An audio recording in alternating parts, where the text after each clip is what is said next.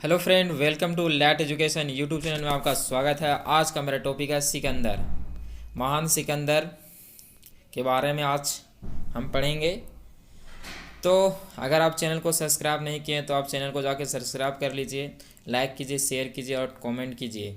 अगर आप Telegram group में नहीं जुड़े हैं तो आप टेलीग्राम ग्रुप में जाकर जुड़ जाइए। तो आज का मेरा टॉपिक है सिकंदर। आज हम सिकंदर महान के बारे में पढ़ाएंगे। तो पहला इसमें पॉइंट है, सिकंदर का जन्म 356 ईसा पूर्व में हुआ हुआ तो सिकंदर का जन्म कब हुआ? तो 356 ईसा पूर्व में जन्म हुआ था। ईसा पूर्व मतलब ईसा मसीह के जन्म से पहले का समय जो है से उसे ईसा पूर्व कहते हैं। तो ईसा ईसा मसीह सिकंदर का जन्म कब हुआ? तो 356 ईसा पूर्व में।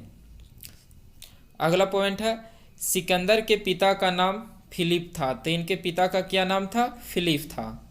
अगला पॉइंट है, फिलिप 359 ईसा पूर्व में मकदुनिया का शासक बना। इसकी हत्या 329 ईसा पूर्व में कर दी गई। तो इसकी फिलिप की हत्या कब कर दी गई? 329 ईसा पूर्व में कर दी गई।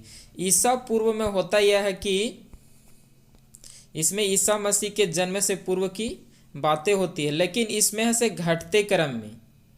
अगर अभी चल रहा है 359, अगर यहाँ पर है तो यहाँ तो बढ़ना चाहिए, लेकिन यहाँ पर जस्ट घटता है कि देखो फिलिप का जन्म थी मकदुनिया पर शासन कब बना? 359 ईस्वी में बना, लेकिन इसकी मृत्यु कब हुई? 329, मतलब घटते क्रम में होता है यहाँ पर। तो ईसा पूर्व में यही है कि यहाँ पर घटते क्रम में गणना की जाती है, क्रम में गणना की जाती है यहाँ पर।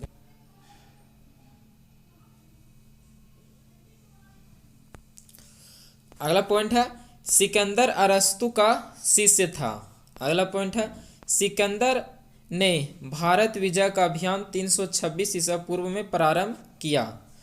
तो सिकंदर अरस्तु का शिष्य था।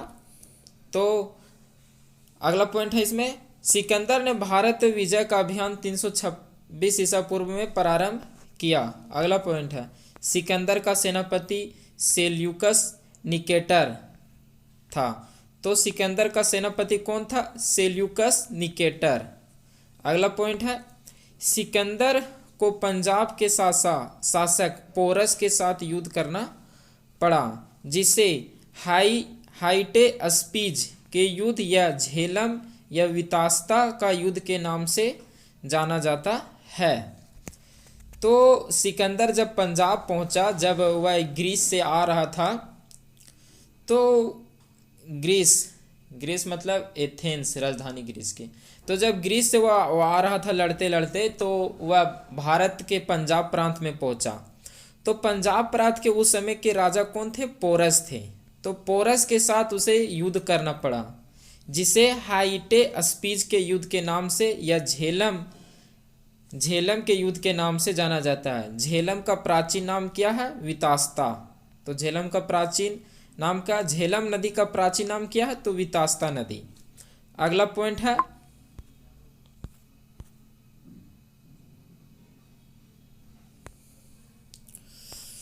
सिकंदर की सेना ने व्यास नदी के पश्चिम तट पर पहुंचकर उसे पार करने से इनकार कर दिया। तो सिकंदर के साथ एगो मतलब धोखा, मतलब यहाँ पर क्या हुआ कि उनकी सेना है से व्यास नदी, आप जब पंजाब प्रांत में पहुंचेंगे तो वहाँ पर 5 नदियों का गया है। तो कौन कौन है? तो सिंधु, झेलम, व्यास, रावी, चेनाब, सतलज। तो ये 5 नदियां हैं। तो 5 नदियों में से एक नदी कौन है? व्यास नदी। तो व्यास नदी के पश्चिमी तट पर, मतलब पश्चिम के तट पर पहुंचने के पर उसे पार करने से इनकार कर दिया।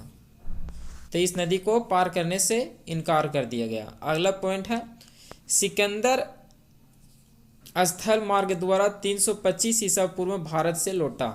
तो सिकंदर भारत से कब लौटा?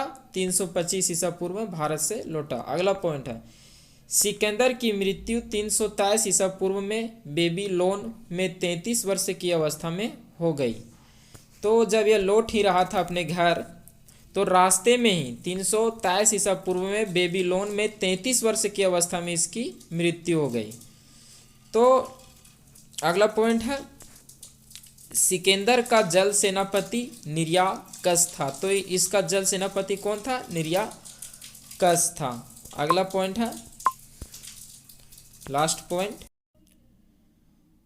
सिकंदर का प्रिय घोड़ा बाऊ के फला था। इसी के नाम पर इसने झेलम नदी के तट पर बाऊ के फला नामक नगर बसाया।